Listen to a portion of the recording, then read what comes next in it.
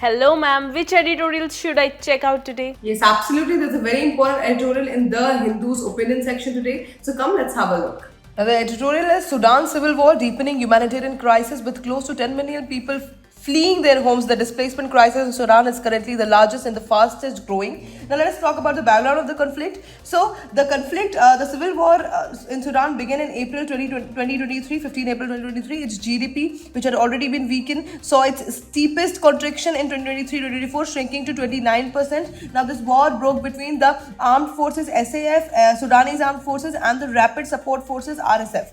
SAF and RSF. Now, both groups used to share power but split over integration of RSF into the national army. Sudan's economy, already weak, has shrunk to 29%. Now, let us talk about the geographical spread of this. So, fighting is widespread across Khartoum, Darfur, and Kordofan. El Fasher, capital of the north, Darfur, saw one of the deadliest phases with intense RSF and SAF clashes. Civilian casualties and destructions of hospitals, markets, and AIDS facilities have escalated, including children. According to the UN, the attack on Kalogi that the army held in South Darfur involved 3 strikes. The kindergarten and the hospital were also hit, and the 3rd strike was carried out as residents attempted to rescue injured children. Now, humanitarian crisis is happening. Nearly 10 million people have been displaced, the largest displacement crisis in the world today. Over 50,000 people have been killed since 2023, and severe constraints on food, fuel, medicine, aid convoys are also blocked or looted. Now, there is also food insecurity. Sudan is facing one of the world's worst hunger crises. 18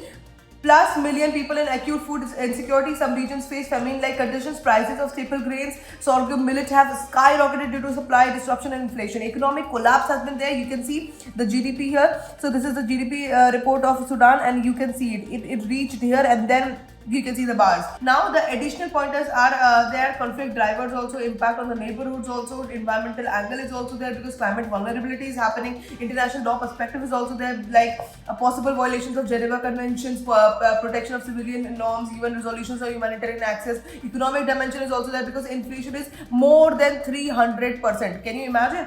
And destruction of ports is also happening. Migration and human traffic is also happening. The same increased staffing of women and children, smuggling routes expanding due to lack of governance. All of it is happening. Now, let us talk about the UPSC relevance of this topic. So, it is highly relevant for GS paper 2, which is international relations, GS paper 1, which is world geography and society, and GS paper 3, which is economic and disaster management, GS paper 4 for ethics, and there are for prelims also this becomes very important.